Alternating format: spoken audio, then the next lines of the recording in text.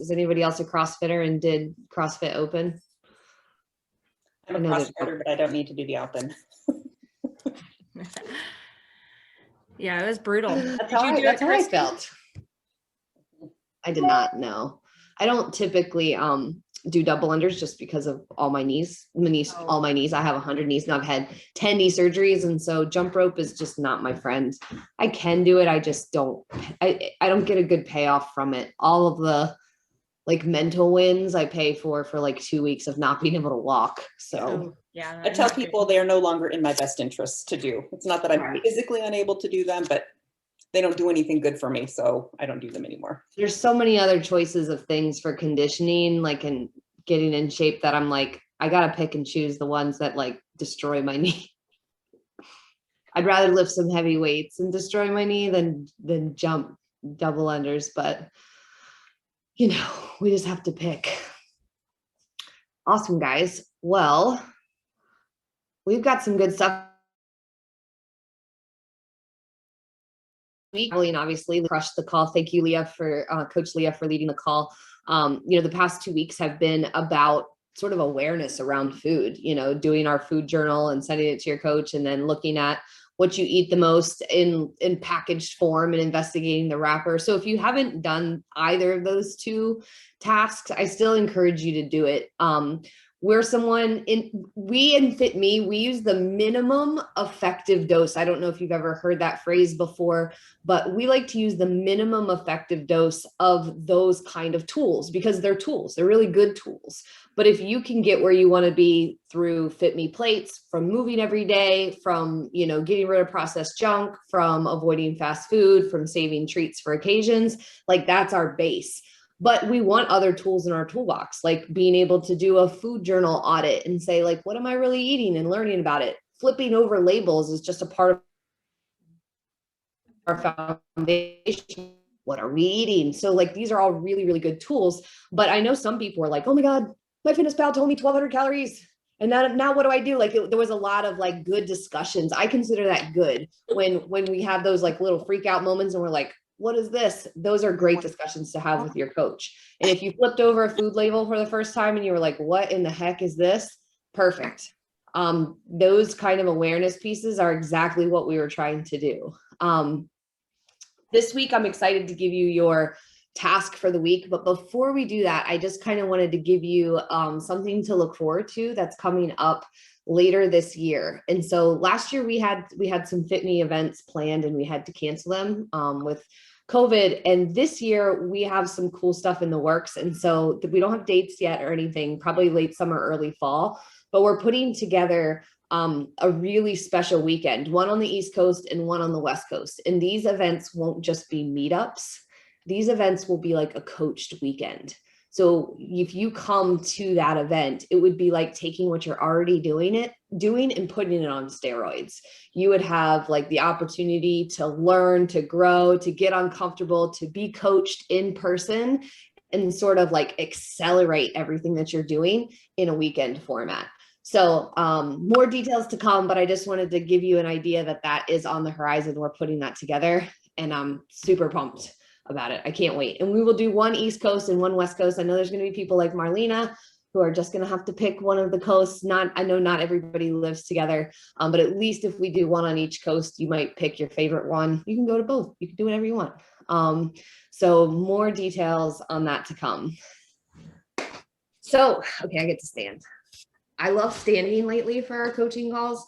I just get excited and amped. This week, our target is about identifying what kind of accountability you like. So in Fitme, we use a handful of different kinds of accountability because honestly, most people, when I have conversations with people who are like thinking about joining and they want some coaching, they want some support, one of the number one things they say that they want is accountability. But sometimes accountability is like one of those things that we say that we want, and then we actually like don't love it. And it might be something where we don't actually know what type of accountability we really thrive with. So just like learning, listening, communicating, people have different things that work well for them. So you might if you were a teacher, you might say something and like all the kids in your class might hear it completely different ways. Some kids might have heard your words. Other kids might have looked at you. Other kids might have needed to see what's written up on the board. They're all going to respond differently. Accountability is actually kind of similar. Some people really thrive off the kind of accountability that looks like a tracker.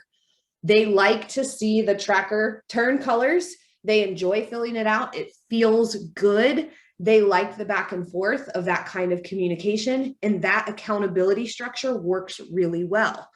Other people are much more verbal. They need like a, hey, I had a great day.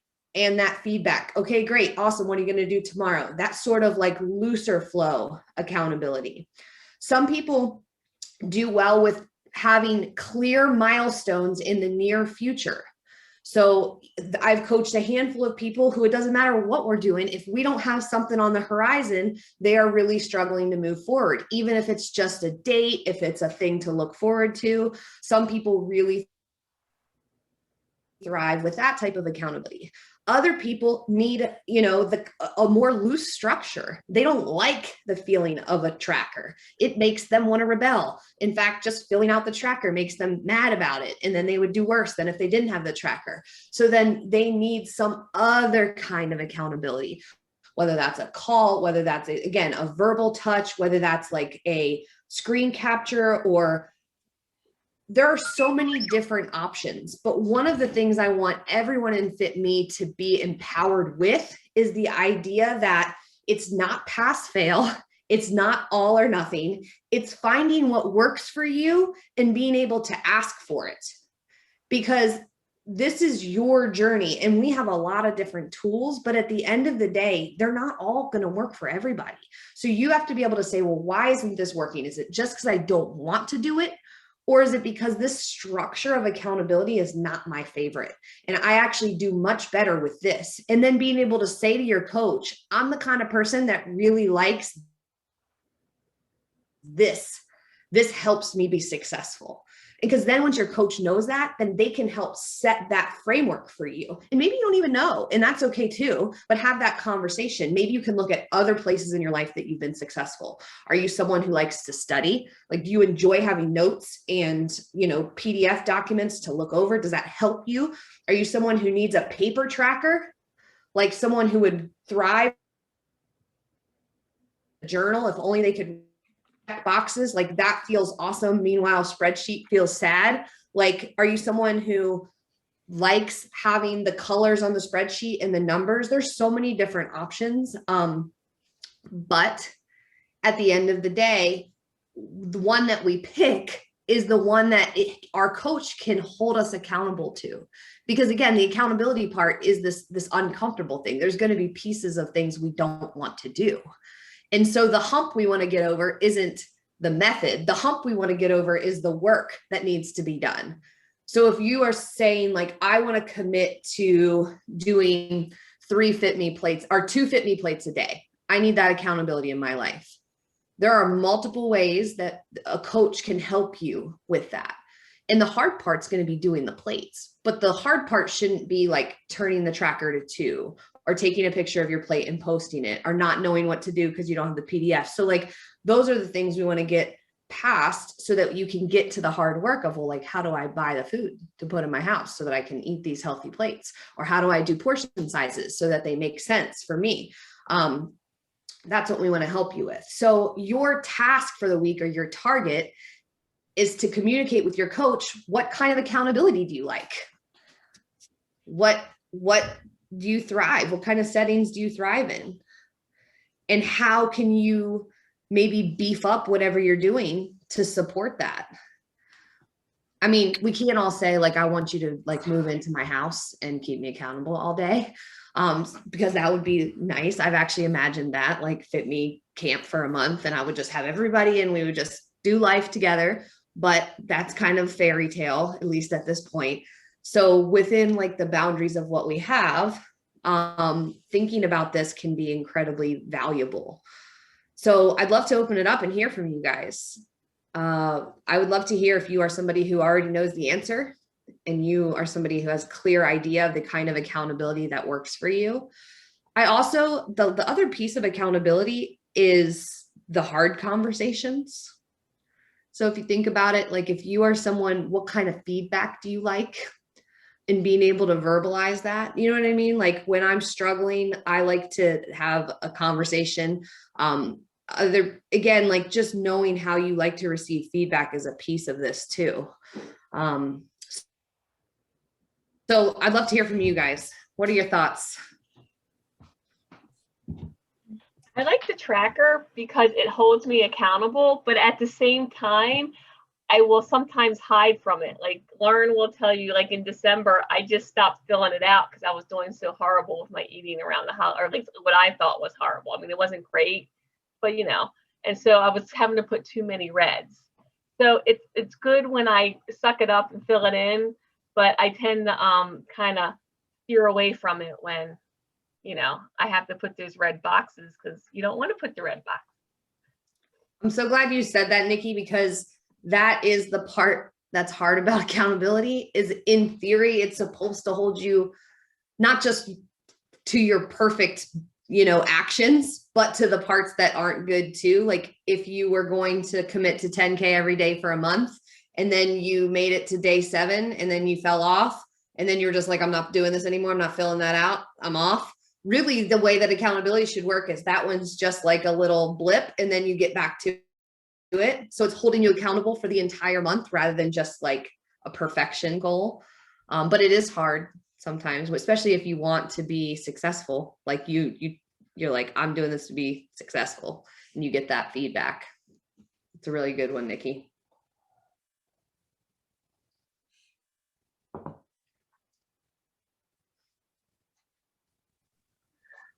I like talking to a person because I don't trust myself.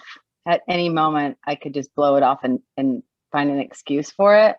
And I also like my person to be hard on me and tell me when I'm like, are you sure that's not a story? That sounds like a story to me. Because being honest with myself is a lot harder than lying to myself. Mm-hmm. That's awesome, Leah. Thank you for sharing that. I already knew that about you since I coached you forever. It's funny because I just wrote in my journal, little tougher under having somebody hold you accountable as to what I might want. So did you hear that, Leah? But it's good, right? Because if you can say that, like, I need you to be tough with me. Do not let me off the hook. Then when you're like, oh, the weekend got away, your coach knows. You told me you wanted something different. What happened? You know? It's good, Nikki. I like that you underlined tougher. I definitely like it when people are tough with me too, but I like it for them to check me when I'm being too crazy. Mm-hmm. Does that make sense? Like when I start spinning my crazy wheels, I need someone to be like, hey, chill. Like these are, and point out the things that I'm doing well so I can stop, because what I'll do is I'll just spin out. So how would your coach know that you've got your crazy wheels on? Like, how does that show up for you so they can watch for it? Oh, that's a great question. I don't know. Leah? I can tell because you start talking about calories and like you start doing this diet kind of innuendo kind of lingo. Yeah. I go back to that. I go back to the, instead of just, and the right now, I think like I got to figure this out right now. Like I get to that. I think that's the number one thing. Like why am I thinking like this? I have to figure this out right now. I have to stop. And I like being talked to too, for sure. The tracker, we don't really use the tracker with Fitme Mama. And so I used the tracker when I was training with Caitlin and stuff, and I was really good about it. But right now, no. Nope. It makes me crazy. Yeah, and that's a perfect example of how there's different accountability tools for different seasons. Like if you are, during, like, we deliberately don't use a tracker for our Fitme Mamas because they're in pregnant postpartum season and the tracker doesn't feel good then. We have other tools for support and accountability. Meanwhile, when you were training for your big event, Amy, you know, and you were going to compete in your triathlon thing, you were like, you needed a tracker. That was important accountability. And so depending on the season you're in might be which tools work best for you. And also which ones, sometimes we can say, and there's this fine line here, because part of us can acknowledge our go-to. Like if you are someone who likes writing on paper, that's very real. You might say like, I remember things better. I am more honest. You might know that about yourself. Or you could say, I don't want to use the Google Sheets tracker because I don't want to spend 5 minutes on Sunday and open it up. And that's not a good reason. You know what I mean? Like to hold, so it's a fine balance of saying like, these are the things where I really thrive versus this is a priority to me. So I'm going to go ahead and commit to this kind of accountability.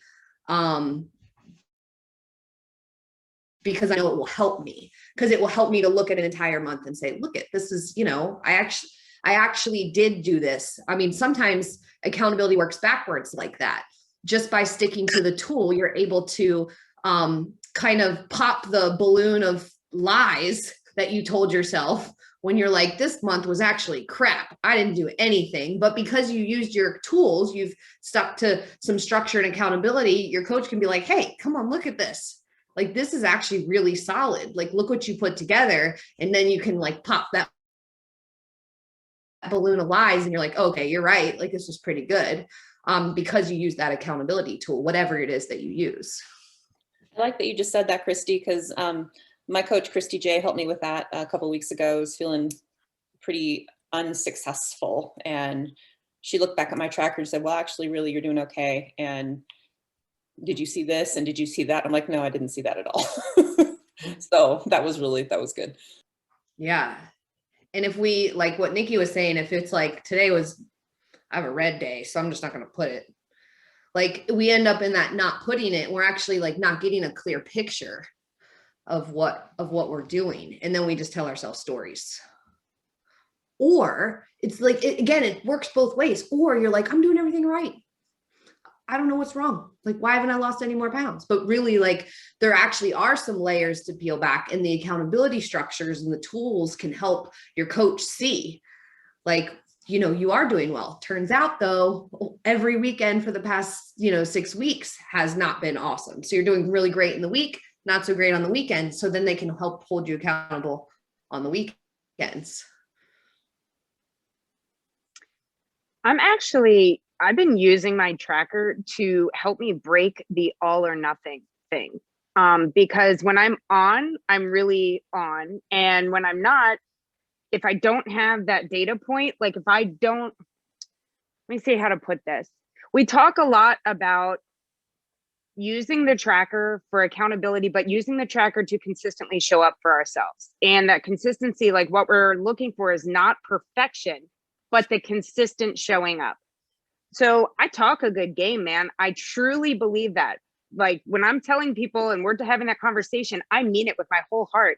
And yet when I'm doing it myself, when I like have some red boxes, it sort of messes with me. So right now I'm actually using my tracker to move through that. Like I crushed this week. Then I had some pizza. Is that a big deal? No, it's not at all. That does not mean I quit and, just like, oh, screw it. I just totally messed everything up. But in my head, I still have to fight that. Like as I'm working on getting back to being more consistent for myself. So I'm actually using it to, really work on that all or nothing thing. It's good when you find things like that you see almost like trigger you or that you're uncomfortable about. And you're like, why do I even care? This was a great week. And you can kind of have those conversations with yourself about all or nothing. I had a conversation with somebody that I coach this week where I said she hadn't checked in with me for a couple weeks, and I keep hitting her up and I'm like, where are you at? And she's like, well, I didn't have time to listen to the Sunday call. And I was like, I don't care. Like, I want you to listen to the Sunday call, but I want the check-in no matter what. So I want to hear from you on Monday, even if the answer is I didn't listen to the Sunday call. because I can't help and be a coach. And so of course we want you to listen to the call and answer the question. But at the end of the day, the touch is more, I recognize that the frequency of like the non-negotiable on Monday, I want to hear from you no matter what. To me, that's like an anchor. And so pick an anchor for you. No matter what, I'm doing this. No matter what, I'm sending my coach a Marco Polo on Monday. For better or worse, they are getting one. No matter what, I'm popping into the group at the end of the week and going to share my wins and losses. Even if it was like, or, you know, give yourself some anchors and then stick to those. It can make a huge difference. I have a question. I'm Yeah. kind of new. Hi, Jody. I just this tracker got it and opened it up, and I was trying to print it. Is there a good print option, or is this basically for the phone, or how does this work? People do different things, so it probably won't print in the format that it from your phone, but we can try to figure something out so that it looks more print friendly, like making the squares bigger. So we'll get with you, Jody, and figure that out, because there are a handful of people that prefer to have it printed and then can color it in. So you're not the only one. I'll make a note and we'll get with you so we can figure out how to get a paper. The only reason, so honestly, guys, we would love to give you any version you want. We would love to hologram ourselves right into your house. The big thing that we use the online version is your coach can see it. And that's why it's important, because then your coach can actually just look at it in real time and see it. A paper is not bad. Paper is good, but then you have to do the extra step of taking a picture of it and sending it to your coach for them to be able to see it and give you feedback. Well, I guess I don't really need it though, you know, to be in paper. I just don't really know what I'm doing. That's all. You're brand new, Jody. We got you. Do not worry.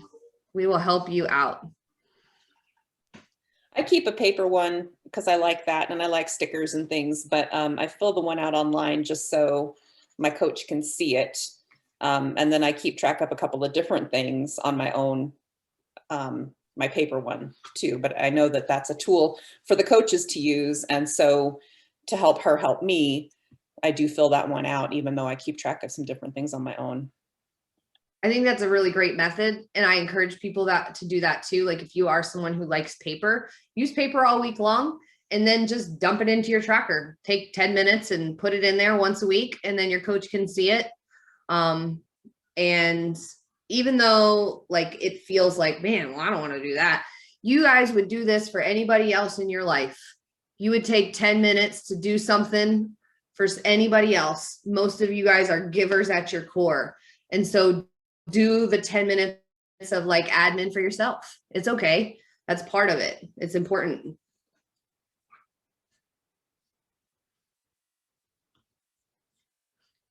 The last piece of accountability, I didn't bring this up, but having a conversation with your coach about what it looks like when you kind of hide. I can't think of a better word. There is a difference between taking time away versus like stepping back because you don't want to have conversations. And you usually can tell the difference, because if you're just maxed out, you can have that conversation beforehand. Like, hey, I'm going off the grid for a week. You're not going to hear from me. I need some time away. Like I need to unplug. That's one kind. But a lot of times when we're struggling, we step away because we don't like how that feels. And the accountability that used to feel good now feels bad because we don't want to have that conversation because we're struggling. So talking to your coach about that too can be really helpful. Like if you haven't heard from me for a week, I probably need to reach out, you know, because things aren't going well. And just knowing what that feels like can be super, super helpful, because at the end of the day, there is zero judgment here. Nobody is supposed to be perfect, and nobody is doing this. Like we're all doing this together. And so even when things are hard and you need to take a step back, having your coach know what you need and being able to support you and say, okay, like, you know, unplug for a week. I'm going to, you know, reach out to you on Monday, and then let's reconvene, or know you're struggling right now, like let's do a phone call rather than pull back completely, or hey, you feel overwhelmed with X, Y, and Z happening. Let's pick this one thing. The conversation around that is how you use coaching best.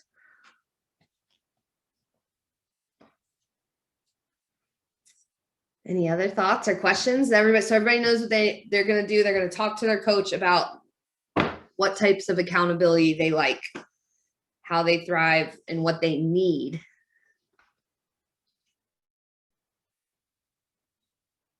Awesome. Okay, well, I want to take everybody's picture. So get your faces ready. All right. I got to do two because we have enough people. We have two screens. All right, ready? 1, 2, 3. And then one more. Hang on.